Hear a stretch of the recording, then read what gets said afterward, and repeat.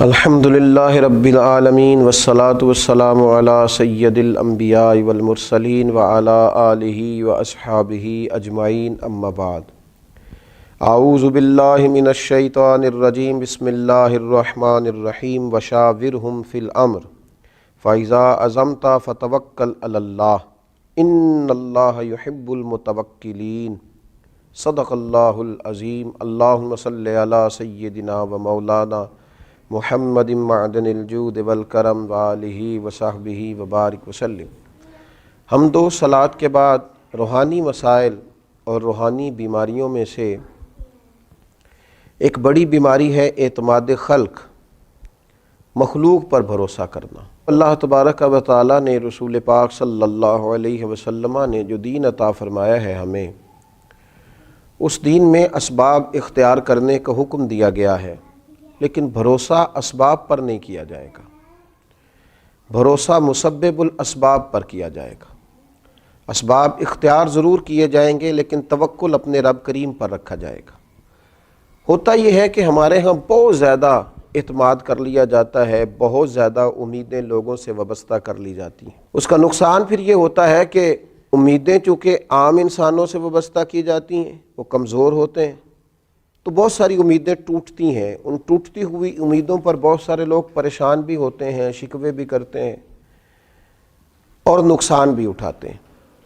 خلق پر زیادہ اعتماد نہ کیا جائے، اعتماد تو خالق پر کیا جائے۔ کتنے ہی لوگ ہیں جو زمانے میں مایوسی کی گفتگو اس لیے کرتے ہیں کہ انہوں نے بہت سارے لیڈروں کے وعدوں پر یقین کر لیا تھا، ان کی لمبی اور زبردست تقریروں کو سچ مان لیا تھا، پھر ہوا یہ کہ ان کی جب امیدیں ٹوٹنے لگیں تو وہ لوگ پریشان ہونے لگے۔ اس لیے اسباب پر بھروسہ نہیں، یہ مسلمان کی شان ہے۔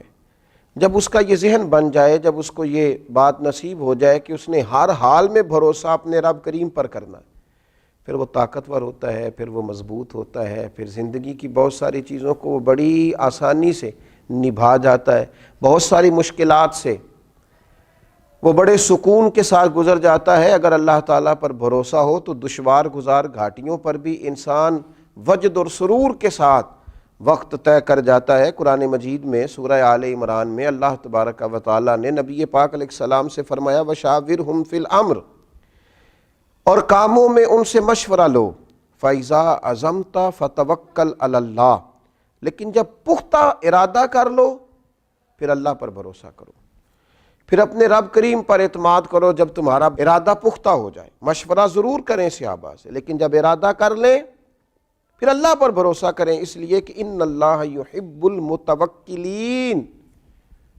سبحان اللہ، فرمایا بے شک اللہ توکل کرنے والوں سے پیار کرتا ہے۔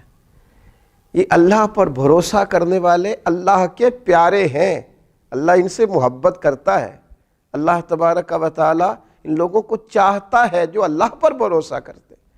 انہوں نے اپنی ساری چاہتوں کا کیا خوبصورت مثال ہے سیدنا ابراہیم خلیل اللہ کی، آگ میں پھینکا جا رہا ہے، اتنے بڑے مجمع میں دور دور تک اپنا دوست کوئی دکھائی نہیں دے رہا، کوئی نہیں ہے اپنائیت کا اظہار کرنے والا، ہمدردی کا اظہار کرنے والا۔ منجنیق میں ڈالا جا رہا ہے، میلوں پھیلی ہوئی آگ میں پھینکا جائے گا، فرشتہ حاضر ہوا ہے، عرض کرتا ہے میری ہوا پہ ذمہ داری ہے، اگر آپ حکم کریں تو ہوا نہ چلا دوں، اڑا نہ دوں اس آگ کو، فرمائیے۔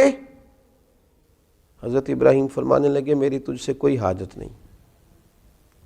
پھر بارش کے فرشتہ عرض گزار ہے حضور اگر اجازت ہو تو ایسا مینہ برساؤں کہ یہ ساری آگ ٹھنڈی ہو جائے۔ فرمایا تجھ سے کوئی حاجت نہیں ہے۔ وَاتَّخَذَ اللَّهُ إِبْرَاهِيمَ خَلِيلًا، میری تو اس سے حاجت ہے جس نے مجھے خلیل بنایا ہے۔ میرا بھروسہ تو اپنے رب کریم پر ہے۔ اعتماد خلق چھوڑ دیا، اب آرزوؤں کا مسکن، محبتوں کا منبع، دعاؤں کی جگہ، ہر چیز اپنے رب کو مان لیا ہے۔ اب وہ جس حال میں رکھے گا اسی حال میں رہنا ہے، اب وہ جو عطا کرے گا اسی پر شاکر ہونا ہے، وہ جس آزمائش میں ڈالے گا اس پر صابر ہونا ہے، جس رستے چلائے گا خوشی سے چلنا ہے۔ بھروسہ اللہ پر، اعتماد اپنے رب پر، اپنے مالک کریم کی ذات پر، ساری توجہات اسی کے دیے ہوئے پر قناعت، اسی پر صبر، اسی کا شکر، اسی کے لیے دل کی ساری چاہتیں، اسی کی طرف انسان کا سارا رجوع۔ میرے نبی اکرم نور مجسم شفیع معظم صلی اللہ تعالیٰ علیہ وسلم نے جب اپنے صحابہ کے دلوں میں یہ بات پوری طرح ڈال لی تھی نا کہ تم نے اللہ پہ بھروسہ کرنا ہے، اعتماد خلق نہیں اعتماد خالق کرنا ہے، تو اس کا لازمی نتیجہ یہ نکلا تھا کہ وہ 313 تلواریں لے کر نعرے لگاتے ہوئے بدر کی طرف بڑھ گئے تھے۔ دوسری طرف بھروسہ تھا تلواروں پر، نیزوں پر، برچھیوں پر، تعداد پر، یہاں بھروسہ تھا اللہ رسول پر۔ نتیجہ کیا نکلا؟ جن کا رب رسول پر بھروسہ تھا انہیں فتح نصیب ہو گئی، اور جو دنیا کے ظاہری اسباب پر بھروسہ کیے ہوئے تھے وہ خائب و خاسر ہو کر لوٹ گئے۔ اسباب سارے اختیار کیے جائیں گے، کوشش تمام اسباب کی جائے گی، لیکن سارے اختیار حاصل کر کے وہ جو میرے رسول پاک صلی اللہ تعالی علیہ وسلم نے صحابی سے کہا تھا نا کہ اونٹ کو پہلے باندھ لے، لیکن باندھنے کے بعد بھی بھروسہ اللہ پہ کرنا، یہ خیال رکھنا کہ اسے چور سے، ڈاکو سے، ہر چیز سے اس کی حفاظت اللہ تعالیٰ کرے، اسباب اختیار کریں، محنت کریں، جد و جہد کریں، لیکن لوگوں سے امیدیں رکھنی چھوڑ دیں۔ ہر وقت دوسروں پر یہ شکوہ کرنا کہ تو میرے حقوق ادا کر، تو میرا خیال کر، تو میری بات سن، تو میرے اوپر توجہ دے، تو میری باتوں میں دلچسپی کا اظہار لے، اسے چھوڑ دیں، اپنی توجہات کا مرکز رب رسول کو بنائیں، اللہ تبارک و تعالیٰ کی ذات والا صفات کے ساتھ دل لگائیں۔ میرے نبی اکرم صلی اللہ تعالیٰ علیہ وسلم نے فرمایا جو شخص اللہ پر بھروسہ کرتا ہے اور اسی کا ہو کے رہتا ہے، بھروسہ کرتا ہے اور رب ہی کا ہو کے رہتا ہے، فرمایا رب تعالیٰ اس کے ہر کام میں کفایت کرتا ہے اور اسے وہاں سے رزق دیتا ہے جہاں سے اس کا گمان بھی نہیں ہوتا۔ اور حضور فرماتے ہیں جو دنیا پر توکل کرے اور اسی کا ہو کے رہ جائے، پھر اللہ بھی اسے دنیا کے حوالے کر دیتا ہے، وہ دنیا ہی کا اسے کر دیتا ہے اللہ تعالیٰ، وہ دنیا ہی کا ہو جاتا ہے۔